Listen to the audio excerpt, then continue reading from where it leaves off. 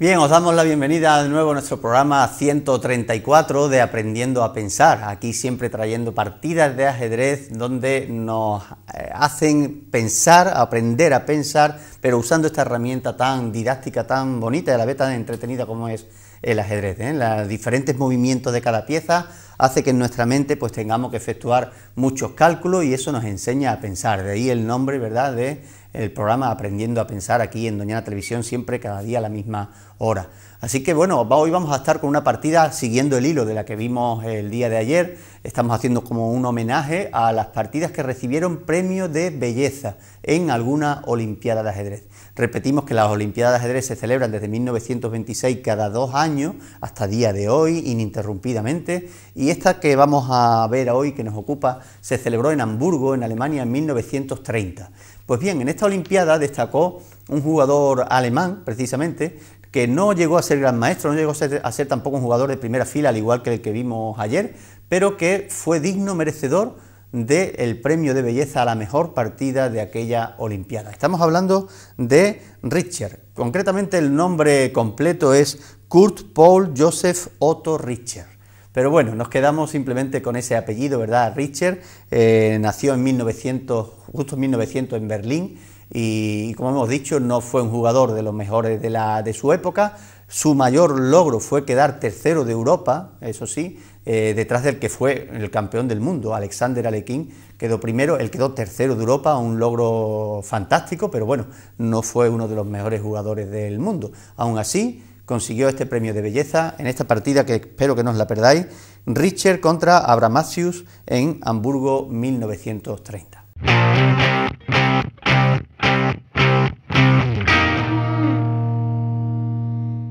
Bien, pues esta partida que vamos a ver, sobre todo queremos fijarnos en el juego de las blancas, porque va a ser una de las partidas más instructivas de todos estos 134 programas que llevamos ya de Aprendiendo a Pensar.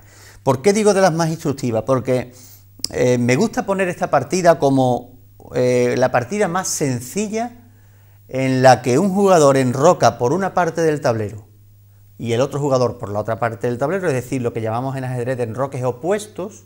Pues cuando un jugador enroca por una parte del tablero y el otro por una parte distinta, lo mejor que se puede hacer es una avalancha de peones por el sitio donde no está nuestro rey, es decir, dejamos nuestro rey en caso de que hayamos enrocado largo, dejamos nuestro rey allí tranquilo y efectuamos una avalancha de peones contra precisamente el sitio donde está el rey rival. Así que va a sufrir mucho el rey rival, pero lo que va a hacer nuestro rival pues probablemente sea el mismo plan, avanzará sus peones, aprovechando que allí no está su rey, contra la parte del tablero, el flanco donde se va a encontrar nuestro rey. Pues bien, esta partida es muy sencilla, muy didáctica a la hora de enseñar cómo debe de ser ese tipo de ataque.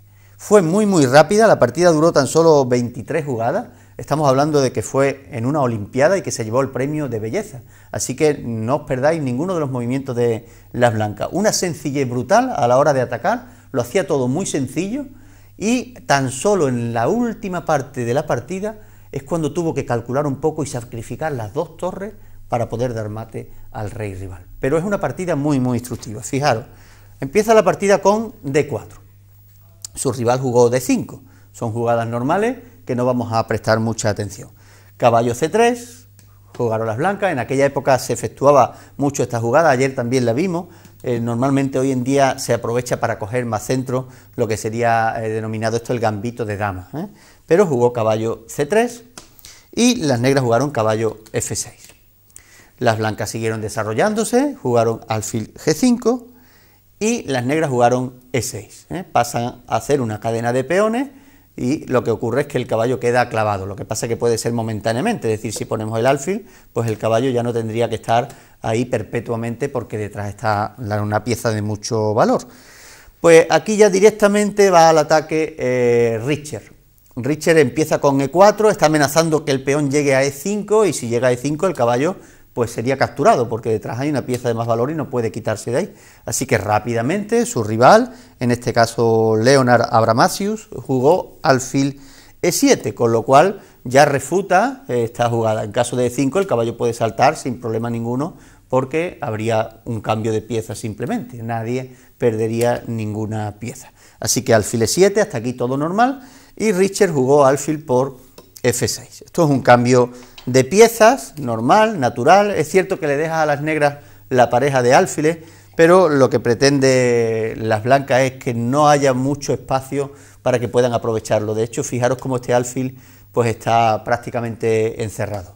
Así que Richter siguió desarrollando sus piezas, caballo F3, las negras jugaron caballo D7, jugadas todas naturales, alfil D3, otra pieza desarrollada, de hecho ya las ha desarrollado todas, las que se deben desarrollar al principio, coger centro, desarrollar caballos, alfiles y dejar la dama para un final, e incluso sobre todo las torres para el final de la partida, y enrocar, algo también muy importante.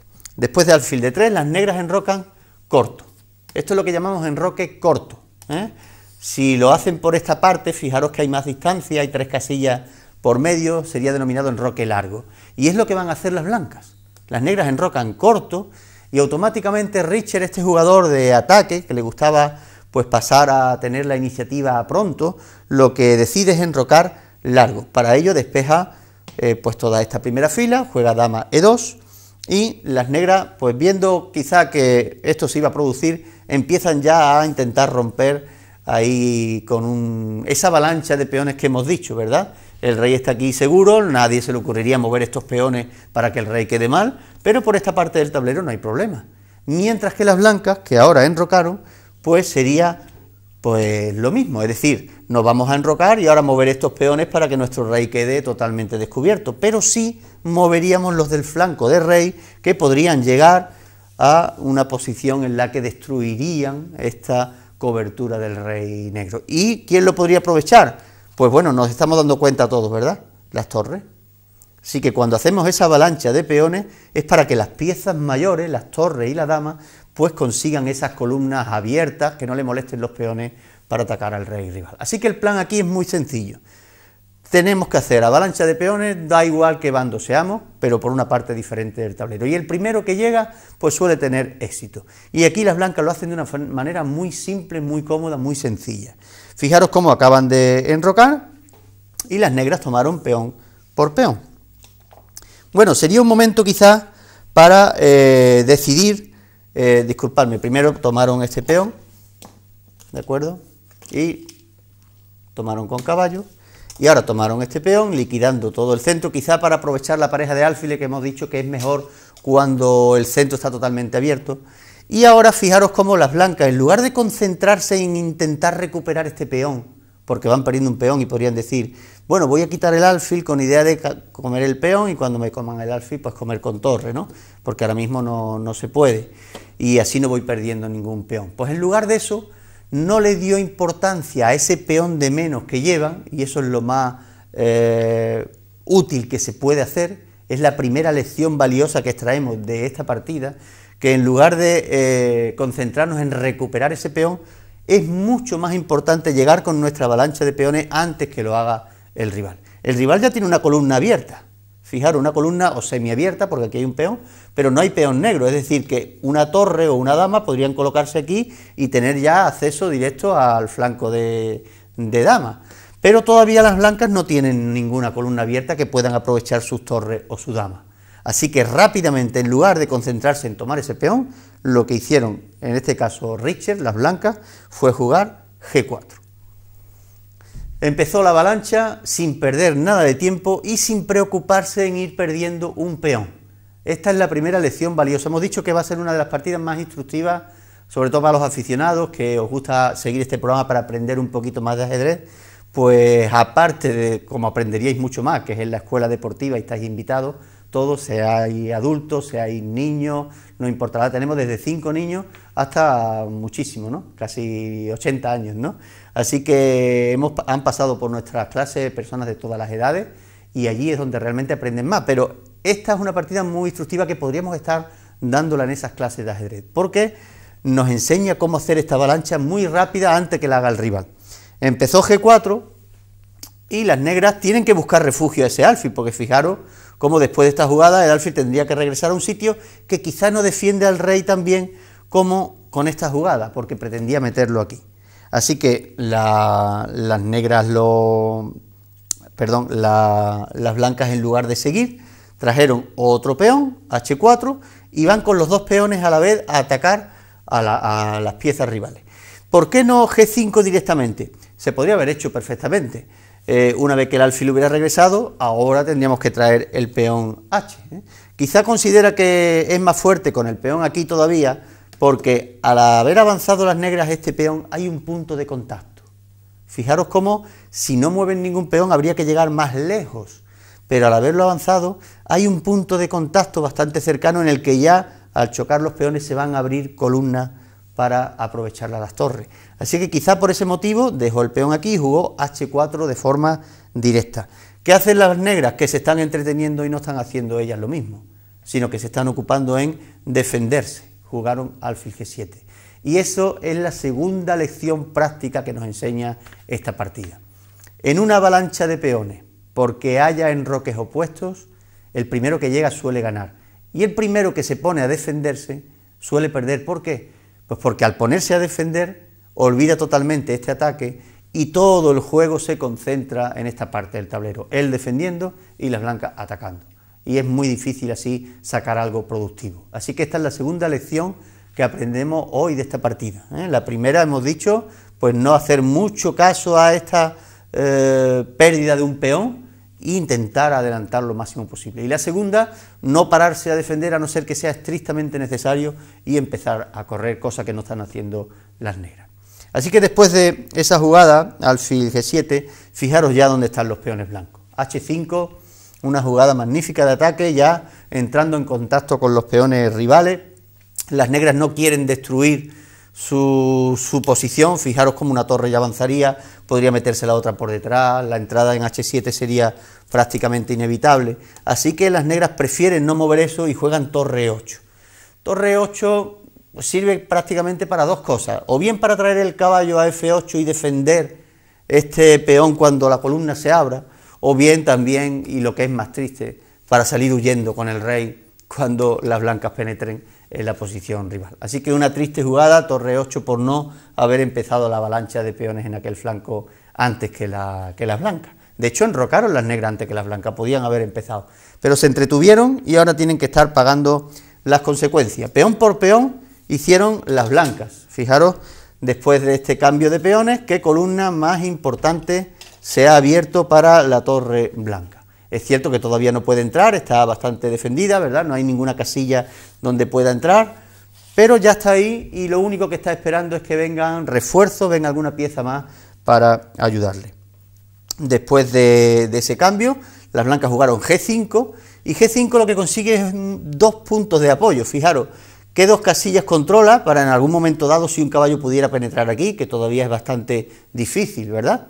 O incluso en H6. Y es un peón que está bastante bien defendido, así que aunque esté la dama ahí no hay ningún problema. Así que G5, una buena jugada también de preparación del ataque. E5 jugaron las negras, una jugada que no sirve para prácticamente nada, y torre H4. Ya la torre le deja paso a la otra torre para hacer lo que hemos llamado siempre aquí en este programa una batería, cuando las torres o la dama se colocan en la misma columna. Se ve venir ya muy de cerca el desenlace. Caballo F8, como hemos dicho, intentando defender al rey, pero que también va a hacer que quede más comprimido, y eso va a hacer que las blancas puedan también beneficiarse. Torre H1, las dos torres preparadas para entrar, aparentemente no pueden entrar por ningún sitio, pero las blancas lo están haciendo muy sencillo. Una avalancha, colocan las torres en la columna, las negras solamente se están defendiendo como pueden, y por fin las negras han despejado esta casilla que dijimos que era importante para colocar alguna pieza, pero van muy por detrás en el tiempo, así que van a llegar muy tarde. Así que alfil F5, y ahora ¿quién se incorpora también a esta extraordinaria columna? Pues la dama. ¿Por qué casilla? Por F1. Fijaros, por F1 puede incorporarse a la posición de las torres. No penséis que lo va a hacer de momento, pero vamos a aprovechar que está aquí para hacer algo brutal, que es el remate final de la partida. Así que no os perdáis esta jugada que acaban de hacer las blancas y pensad para qué servirá. Dama F1, torre C8, muy tarde, llega muy tarde, no plantea ninguna amenaza de momento, así que las blancas no se entretienen en defender aquí, como hemos dicho, sino que siguen atacando. Y este es el momento crítico ya de la partida. ¿Cómo culminamos? Metemos la dama de forma lenta, así como hemos dicho, para tener 3 piezas e intentar entrar allí. Pues las blancas lo hicieron de una manera más expeditiva y consiguieron con esto el premio de belleza a la mejor partida de aquella Olimpiada en Hamburgo 1930. Torre, H8, sacrificando la dama. Perdón, la torre. Fijaros, ha sacrificado la torre, las 2 torres se van a sacrificar en beneficio de la dama. La dama se ha colocado aquí, esperando a que las torres le dejen el paso libre y que no haya ninguna pieza que le moleste para poder terminar dando mate. Así que bueno, es inevitable, tienen que tomar, y otra jugada brutal, torre también por H8. Han perdido las 2 torres por tal y de eliminar al alfil negro que defendía todo. Y ahora, ¿quién penetra? Dama tranquilamente por H1, el rey tiene que salir huyendo. Si huye, pues fijaros por dónde podríamos entrar. ¿Recordáis este punto de apoyo que teníamos? Y además, cuando el rey huyera, fijaros por dónde podríamos seguir penetrando. Qué mate más extraordinario, ¿eh? Jaque mate, bueno, a no ser que perdiera la dama. Eso no pasó porque cuando las blancas dieron este jaque, las negras aguantaron un poquito más y se cubrieron con el otro caballo. ¿Recordáis que lo trajeron precisamente para eso? Pues cuando se cubrieron, ahora llegó este caballo en F6. Y ahora vemos la importancia de este peón. ¿Recordáis cuando este peón se colocó controlando estas 2 casillas? Pues el caballo se ha colocado en F6 y amenazamos con mate prácticamente ya inevitable. Así que después de caballo F6 el rey intentó huir por G7, pero ya la dama... ¿Pensáis que tomó? Podríamos haber tomado, ¿verdad? Pues no, más bonito aún. Fijaros, dama H6, jaque mate. Brutal, ¿verdad? No es mate, ¿verdad? Porque es única aquí, pero en la siguiente sí. Si en lugar de entrar en H6 hubiéramos comido, quizá dábamos la oportunidad a ese rey a huir, como dijimos, por esta casilla, y la partida se hubiera alargado. Así que una partida tan bonita y que recibió el premio de belleza no podía terminar con ese error, ¿verdad? Así que cuando aquí estaba el rey, en lugar de ser tan glotones como vamos muchas veces a comer una pieza, se paró un momento con este jaque, impidiendo que el rey huyera, y tuvo que venirse a H8 para recibir el mate en H7. Así que qué bonito, ¿verdad?, el sacrificio de las 2 torres, qué bonita avalancha, qué instructiva, y qué poco han avanzado las negras por no seguir el plan que se suele seguir siempre, que hay enroques opuestos.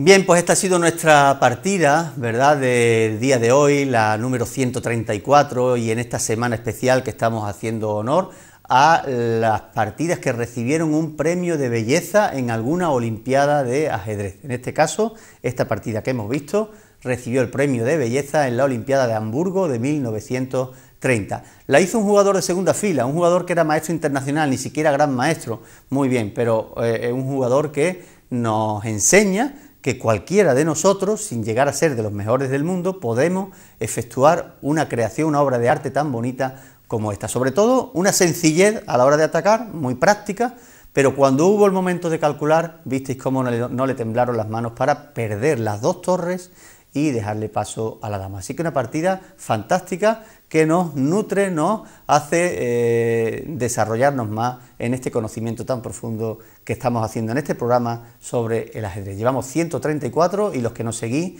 pues tenéis ahí una colección de partidas inmensa para seguir disfrutando y aprendiendo. Estamos aquí todos los días, como siempre a la misma hora, y mañana vamos a seguir viendo otra partida que también recibió premio de belleza, pero en otra olimpiada. Seguimos avanzando en el tiempo y viendo partidas espectaculares, las que fueron elegidas la mejor de toda la olimpiada de ajedrez en aquella época. Así que aquí os esperamos a la misma hora, no os faltéis. Nos vemos.